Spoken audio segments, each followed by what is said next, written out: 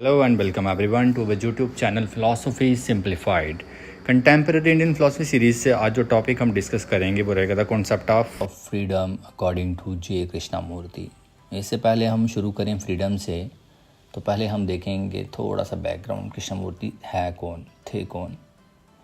जैसे हमने word use किया कंटेम्प्रेरी इंडियन फिलोसफर, बट जे कृष्णामूर्ति खुद को ही इंडियन नहीं बोलते हैं, मानते नहीं कि वो इंडियन है, वो ब्राह्मण है।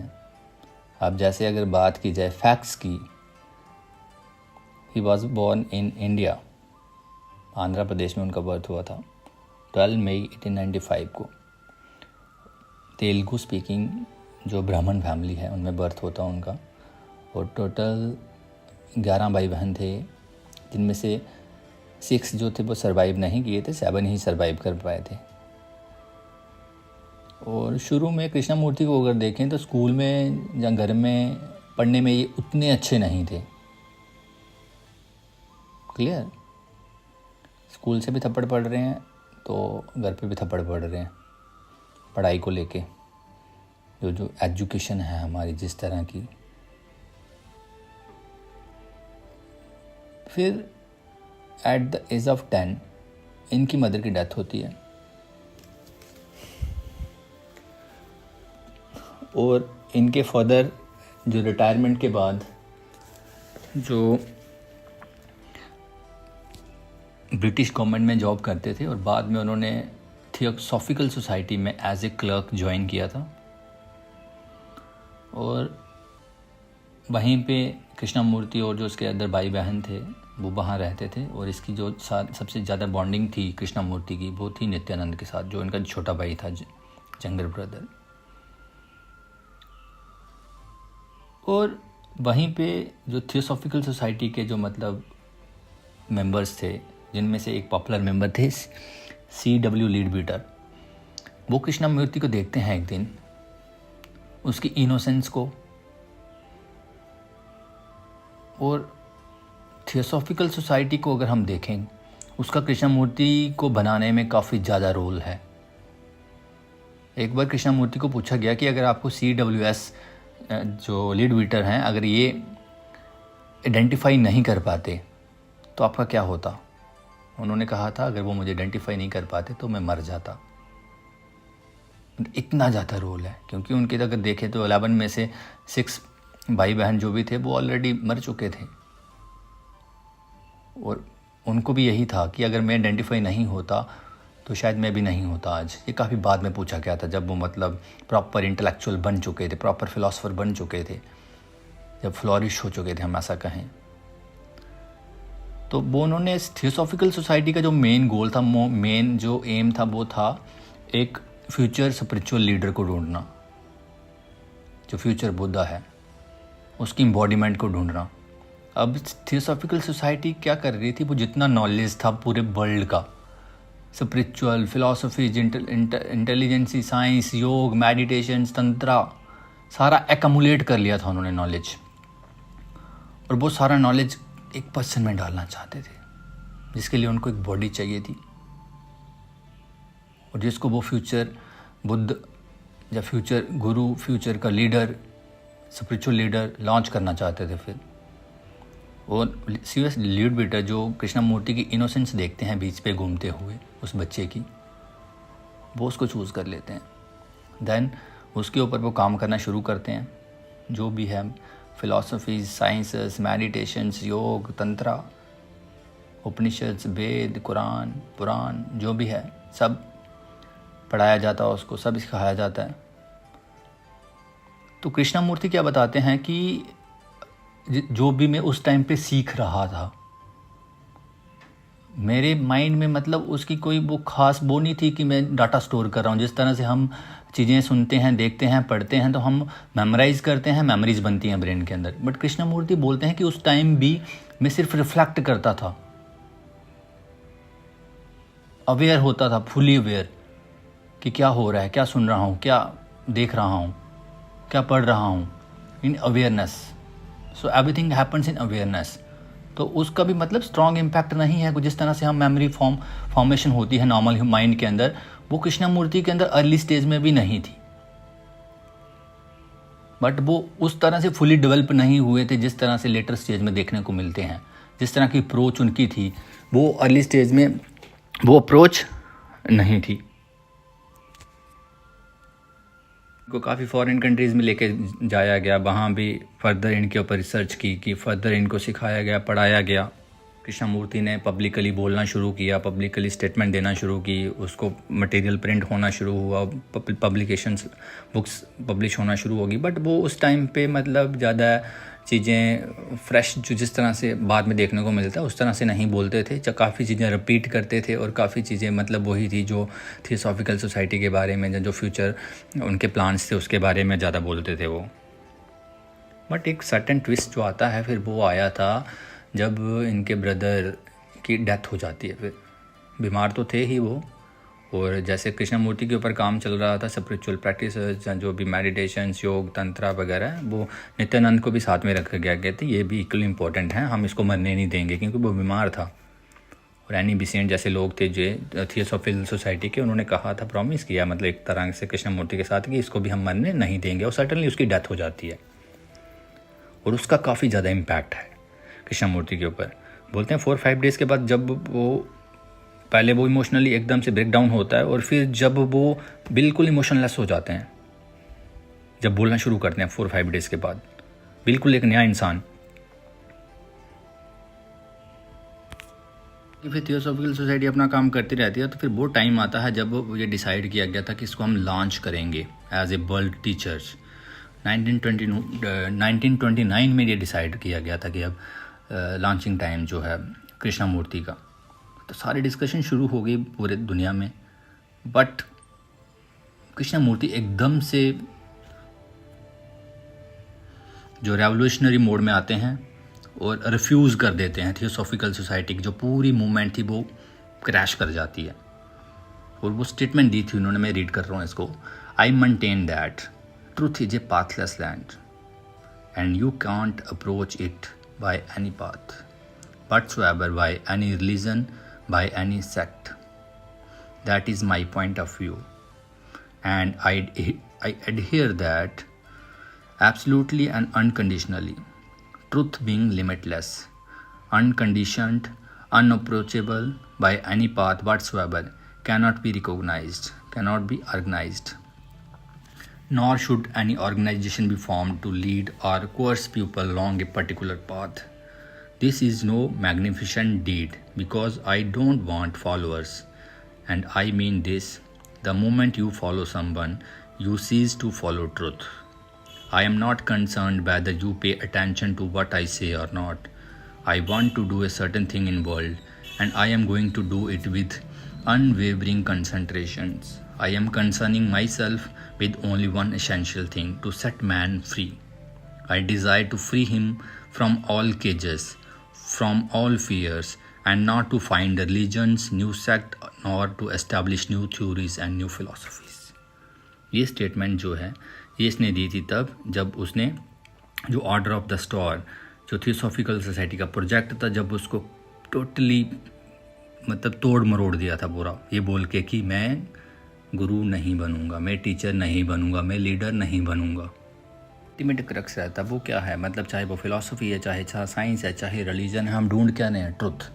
बट कृष्णमूर्ति ने क्या कह दिया कि ट्रुथ क्या है, पाथलेस लैंड है। आप कोई थ्योरी, कोई गुरु, कोई बुक को फॉलो करके ट्रुथ को डिस्कवर नहीं कर सकते। ट्रुथ को आप डिस्कवर करोगे खुद, वो पाथलेस लैंड है। टीचर, गुरु, लीडर बनने से मना कर दिया कि टीचर, गुरु, लीडर क्या है, अथॉरिटी है, और जहाँ अथॉरिटी है वहाँ क्या है, फेयर है, और जहाँ फेयर है वहाँ फ्रीडम नहीं होगी। तो उसका अल्टीमेट प्रोजेक्ट ही क्या है, अल्टीमेट एम ही क्या था कि मुझे फ्री करना सबको, मैनकाइंड को। शुरू करते हैं फ्रीडम क्या है कृष्णमूर्ति की कॉन्टेक्स्ट में। फ्रीडम है क्या? फिर फ्रीडम कोई आइडिया नहीं है, फ्रीडम कोई कॉन्सेप्ट नहीं है। क्लियर? फ्रीडम के बारे में बात कर रहा है, फिलॉसफी है ना, वो फ्रीडम नहीं है। तो पॉइंट क्या है कि आइदर हम फ्री हैं या हम नहीं हैं। फ्रीडम कोई स्टेट ऑफ माइंड नहीं है। He said that freedom is very state of being. क्योंकि अगर हम बोलते हैं कि फ्रीडम क्या है, it's a state of mind, then is what? It's merely the composition of thoughts. और thoughts can never be free. Thoughts कभी free नहीं हो सकते. So thought basically क्या है? It's a response of the memory, knowledge, experience. तो वहाँ पे एक इंसान जो memory का यूज़ कर रहा है, जो knowledge का यूज़ कर रहा है, जो experience का यूज़ कर रहा है, clear? To defend their opinions, to defend their beliefs, to defend the various philosophies. तो वो mind free mind कैसे हुआ? ऐसा माइंड जो होगा it is a product of the past, और वो आपको कभी भी फ्रीडम नहीं ला सकता. फ्रीडम का मतलब होता है प्रेजेंट लिविंग स्टेट में. Clear? Freedom is not freedom from something. Freedom from something is merely a reaction. So basically he talks about freedom from everything. Everything. How many of us want freedom from everything? किसी को चाहिए ऐसी आज़ादी? हर चीज़ से आज़ादी चाहिए. हमें क्या चाहिए? पॉलिटिकल फ्रीडम चाहिए, रिलीजियस फ्रीडम चाहिए, सोशल फ्रीडम चाहिए, किसी को पॉलिटिकल फ्रीडम चाहिए, किसी को इकोनॉमिक फ्रीडम चाहिए, किसी को साइकोलॉजिकल फ्रीडम चाहिए, किसी को फियर से, किसी को एंगर से, किसी को वन से, किसी को गवर्नमेंट से. कोई ऐसा इंसान है जिसको हर चीज़ से फ्रीडम चाहिए? कस्टम से, कल्चर से, रिलीजन से, पॉलिटिक्स से, सोशल से, हर चीज़ से. Want to free from a particular thing, है ना. हम एक चीज़ से आज़ादी चाहते हैं, हम दूसरी चीज़ पाना चाहते हैं, हम दूसरी चीज़ से आज़ादी चाहते हैं, हम तीसरी चीज़ पाना चाहते हैं. तो कृष्णमूर्ति की कॉन्टेक्स्ट में जब हम बात करते हैं ना, तो वो इस तरह की फ्रीडम की बात ही नहीं कर रहा है. सीधी सी बात बोलूँ तो क्वेश्चन मैं आपको करता हूँ, क्या हम एक्चुअल में फ्री हैं? क्या हम एक्चुअल में फ्री हैं? हाँ, ग्राउंड करती है. एक फ्रीडम कब पॉसिबल है?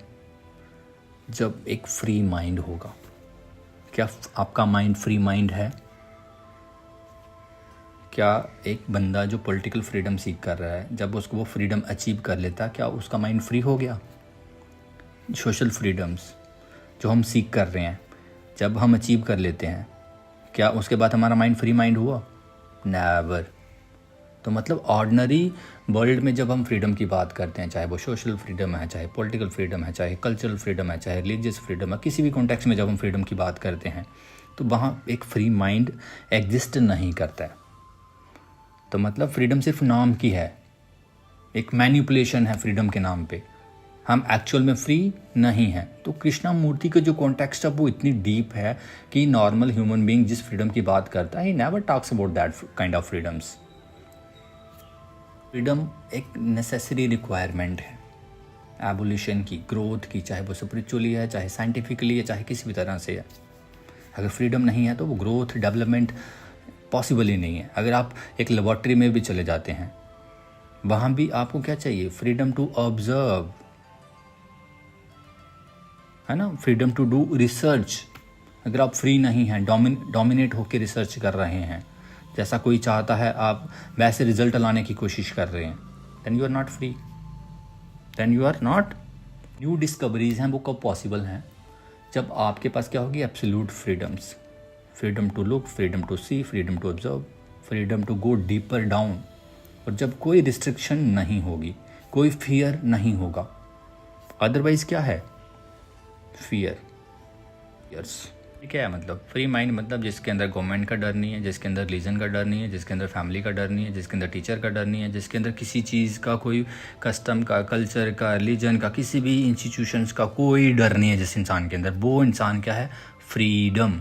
वो बंदा फ्रीडम रियलाइज़ कर पाएगा जिसको ना ही रिलीजन का डर है, ना ही पॉलिटिक्स का डर है, ना ही सोशल किसी मतलब कल्चर का, कस्टम्स का कोई इन्फ्लुएंस नहीं है. कोई इन्फ्लुएंस नहीं है. वो इंसान क्या होगा? Free mind. तो फ्रीडम का हरगिज़ मतलब नहीं है कि मतलब आप क्या कर रहे हो, कोई गलत काम करने की आज़ादी मिल रही है आपको. इंसान जो डिसिप्लिन्ड ह्यूमन बीइंग जो फ्रीडम को रियलाइज़ कर चुका है ना, वो होगा ना जो फ्री माइंड. जितना डिसिप्लिन्ड होगा, इतना जो बाउंड माइंड है ना, चाहे वो रिलीजन ने बाउंड करके रखा है, चाहे पॉलिटिक्स ने बाउंड करके रखा है, चाहे सोशल कस्टम्स ने, कल्चर्स ने, सोसाइटी ने बाउंड करके रखा हुआ है, वो इतना माइंड डिसिप्लिन्ड नहीं हो सकता जितना एक फ्री माइंड डिसिप्लिन्ड होगा. क्लियर? क्या है, हम जब हम फ्रीडम के नाम पे इनडिसिप्लिन्ड हो जाते हैं. अब जैसे फॉर एग्जांपल बांग्लादेश की जो करंट सिचुएशंस हैं, अगर उसकी एग्जांपल ली जाए, तो फ्रीडम मूवमेंट के नाम पे क्या हुआ? इनडिसिप्लिन क्रिएट कर रहे हैं वहाँ पे. जहाँ हम कहीं भी चले जाते हैं, रिवॉल्ट के नाम पे, रेवोल्यूशंस के नाम पे क्या होता है, इनडिसिप्लिन क्रिएट किया जाता है। That is not actually free mind. वो सारे बाउंड माइंड हैं और उसी बॉन्डेज की वजह से वो गलत काम करते हैं। अगर एक माइंड फ्री माइंड है ना, एक्चुअल में वो कभी गलत काम नहीं कर सकता। तो बेसिकली जितनी भी मतलब लर्निंग है ना किसी भी फॉर्म में, learning brings disciplines and discipline brings freedoms. समझ आ रहे हो आप बात? तो अगर हमें लर्न करना है, फॉर एग्जांपल आप सीखना चाहते हैं कुछ, फॉर एग्जांपल कृष्णमूर्ति को सीखना चाहते हैं, उसके लिए क्या चाहिए? Free mind. उसके लिए क्या चाहिए? फ्रीडम। क्यों? क्योंकि अगर अभी हम आपका करंट स्टेट ऑफ माइंड देखें, you are bound by social norms, political norms, religious norms. आपकी कास्ट है, आपका कलर है, आपकी क्रीड है, आपका लैंग्वेज है, आपका रिलीजन है, सारी चीज़ें हैं आपके पास। और moment you say you are Indian, moment you say you are Brahmin, moment you say you are black, you say you are white, you are say you are women, you are separating yourself from the rest of mankind, you are doing violence। बात समझ रहे हो आप?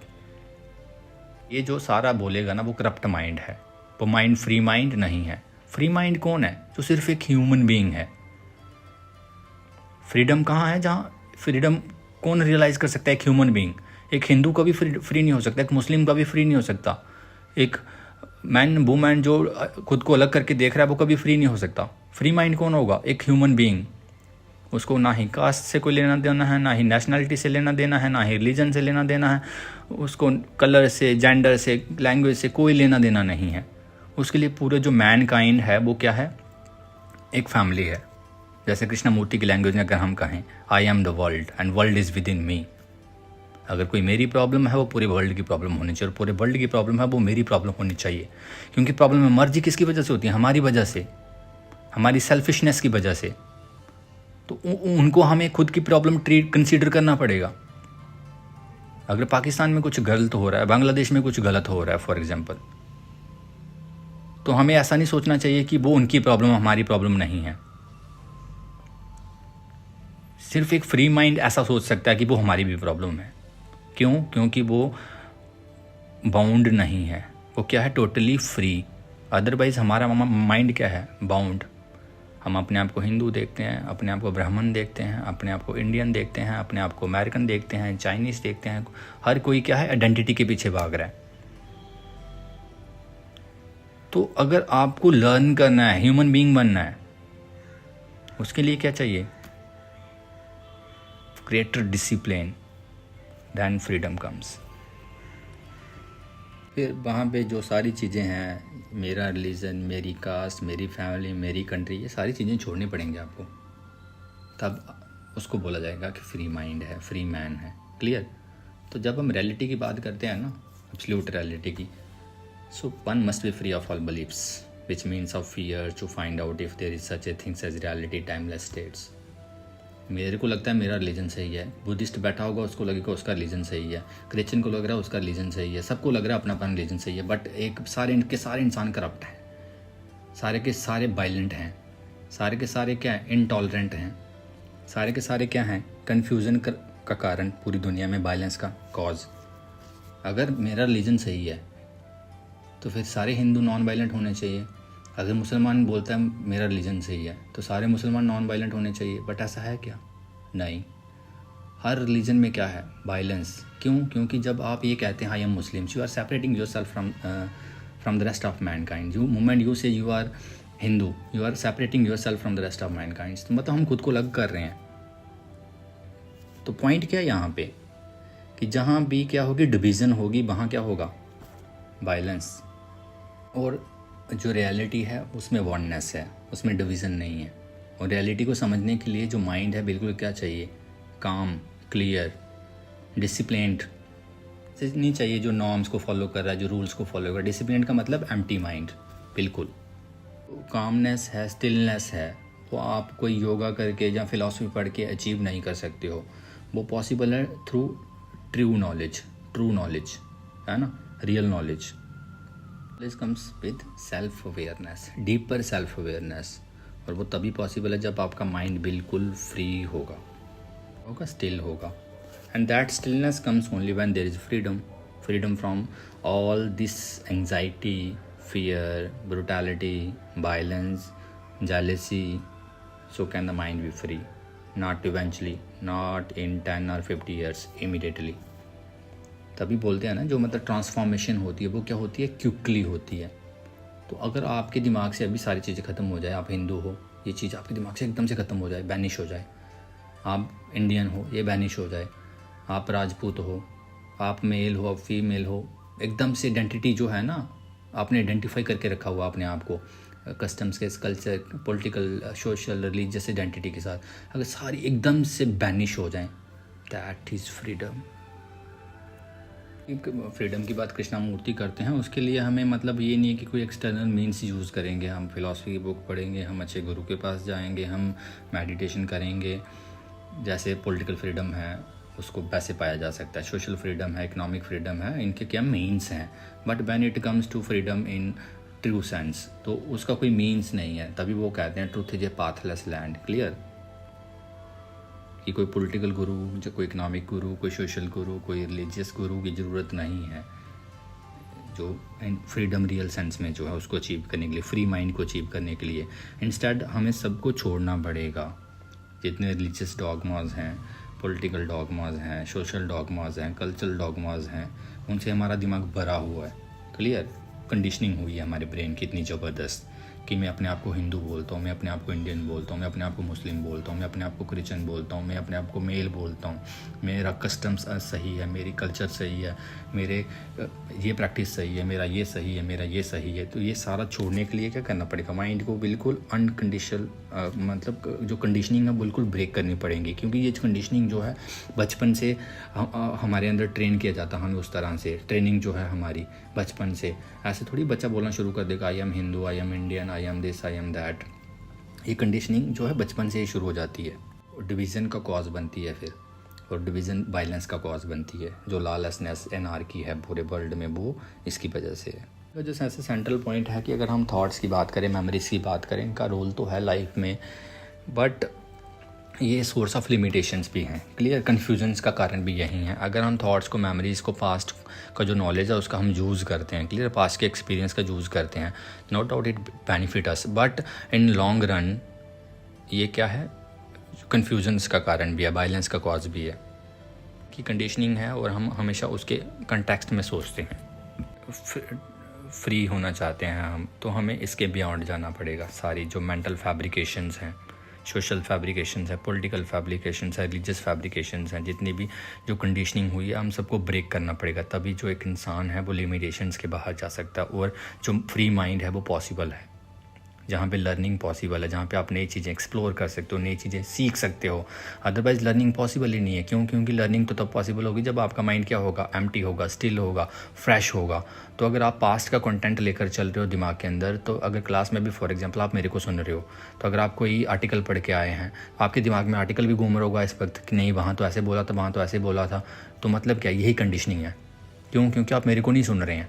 Teacher को सुनने के लिए क्या चाहिए, या गुरु को सुनने के लिए क्या चाहिए? बिल्कुल फ्रेश माइंड चाहिए, एम्प्टी माइंड चाहिए। किसी को सुनने के लिए क्या चाहिए? Empty mind, fresh mind. But वो तो हमारा होता नहीं है। क्यों? क्योंकि हम जो सुन के बैठे हैं, जो देख के बैठे हैं, और जब हम नया सुनते हैं किसी को, हम कंपैरिजन करना शुरू कर देते हैं। That is not learning.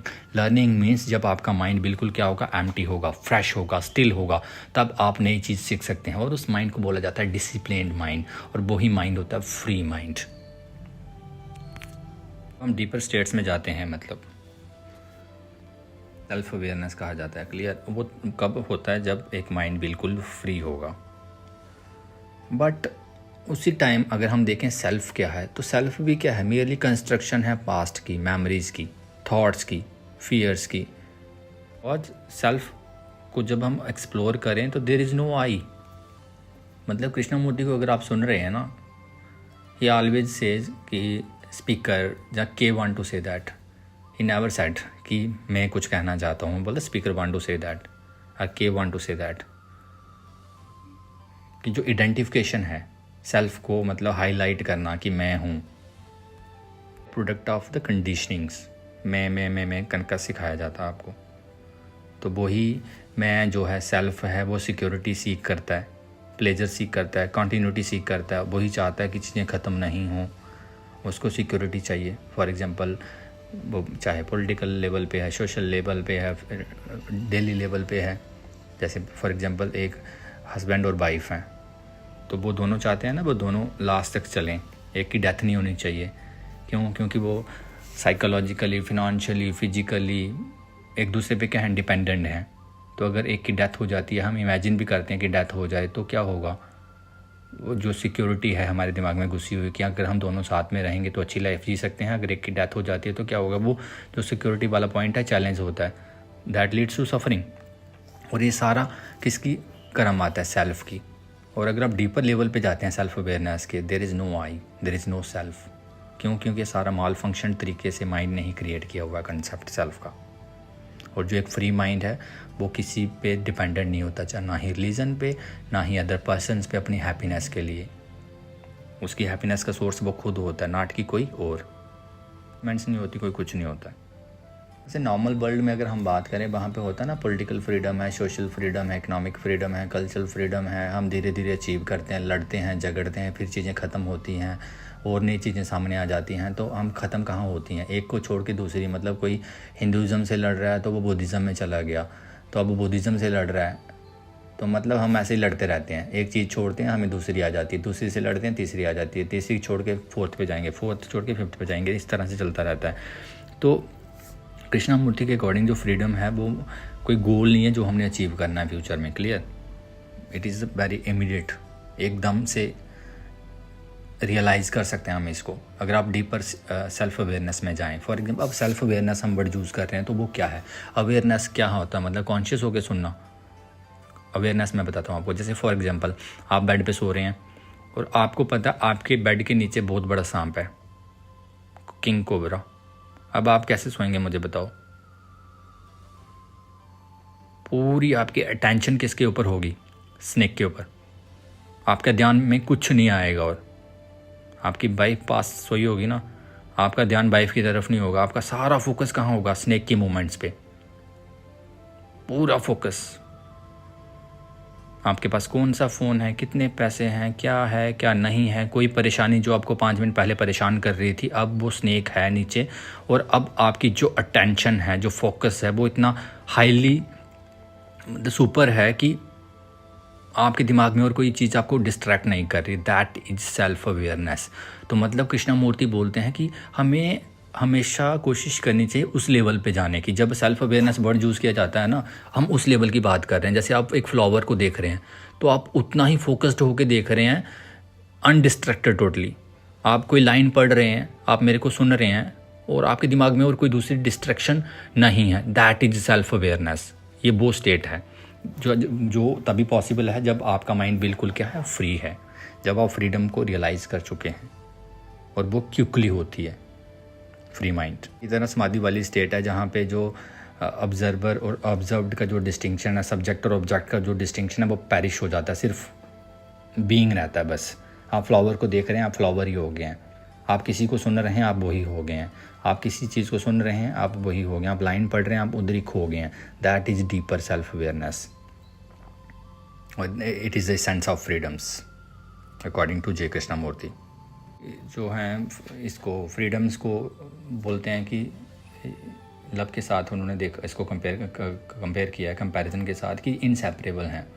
अगर उनकी एक फेवरेट कोट है जो freedom and love goes together, freedom and love goes together, love is not a reaction, you and you love me, it is merely reactions, things to be bought in the markets. तो बोलते हैं वैसा नहीं है। Clear? There is freedom, where there is freedom there is love. Freedom के साथ love भी आता है और कंपैशन भी आता है। इफ़ देयर इज़ फ्रीडम्स, एक फ्री माइंड जो होगा वो लविंग भी होगा और कंपैशनेट भी होगा।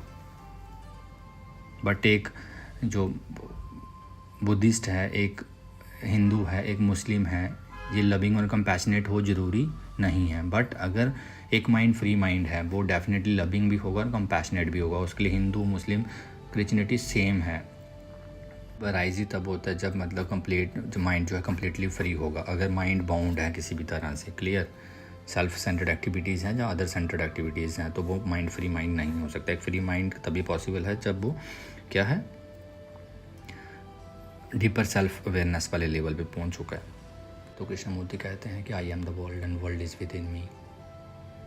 तो वर्ल्ड की प्रॉब्लम मेरी प्रॉब्लम होनी चाहिए, मेरी प्रॉब्लम वर्ल्ड की प्रॉब्लम होनी चाहिए। तो वो एब्सोल्यूट कंपैशन है, एब्सोल्यूट लव है। तभी पॉसिबल है जब माइंड बिल्कुल फ्री होगा।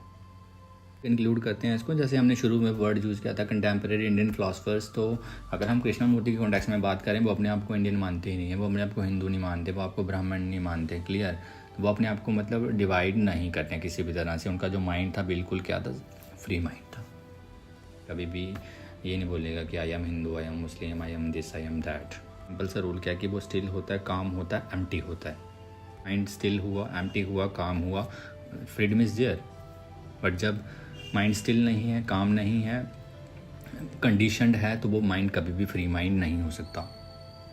तभी तो कहते हैं कि अगर आप जेल के अंदर भी बंद हैं, बट अगर आपका मन शांत है तो आप फ्री हैं। तो फ्री माइंड कहीं भी हो सकता है।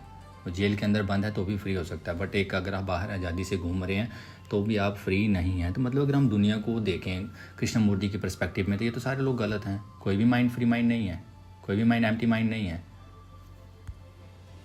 के बैठे हैं, मुस्लिम बन के बैठे हैं, कोई हाई रिच बन के बैठा है, कोई पुअर बन के बैठा है, तो जहाँ डिवीज़न है वहाँ क्या होगा, वायलेंस।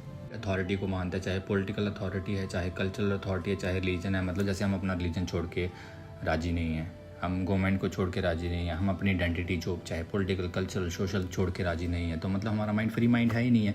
और जहाँ अथॉरिटी होती है, चाहे वो रिलीजियस अथॉरिटी है, चाहे पॉलिटिकल अथॉरिटी है, चाहे कल्चरल अथॉरिटी है, हम भगवान को मान लिया, किसी बुक को अथॉरिटी मान लें, हम पॉलिटिकल लीडर को अगर हम अथॉरिटी मान लें, तो जो मतलब किसी को ब्लाइंडली मान लेता है ना, कुछ भी अथॉरिटी मान लेता है, तो where there is authority there is fear.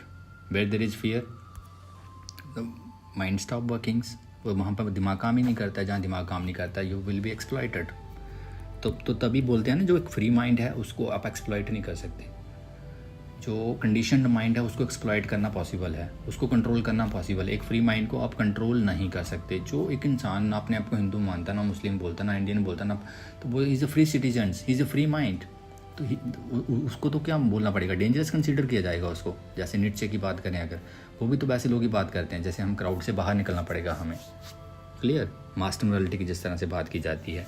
और ये जो स्टेट है फ्रीडम की, ये तब पॉसिबल है जब आप डीपर सेल्फ अवेयरनेस में होते हैं। इसमें अगर हम देखें, जैसे कृष्णमूर्ति की बुक का नाम है फ्रीडम फ्रॉम द नोन, तो मतलब रियल सेंस में फ्रीडम क्या है कि जितना भी कंटेंट आपके दिमाग में है, जितना कुछ भी आप जानते हैं, चाहे वो रिलीजन के बारे में है, चाहे पॉलिटिक्स के बारे में है, चाहे कल्चर के बारे में है, चाहे कस्टम्स के बारे में है, जो डे टू डे लाइफ की प्रैक्टिसेस हैं उनके बारे में जितना भी आप जानते हैं, जितना भी कंटेंट आपके दिमाग के अंदर है, उस सबसे फ्री होना, तो उसको बोला जाएगा real freedom, freedom in real sense. तो ये बुक आप पढ़ सकते हैं, freedom from the known. Thanks for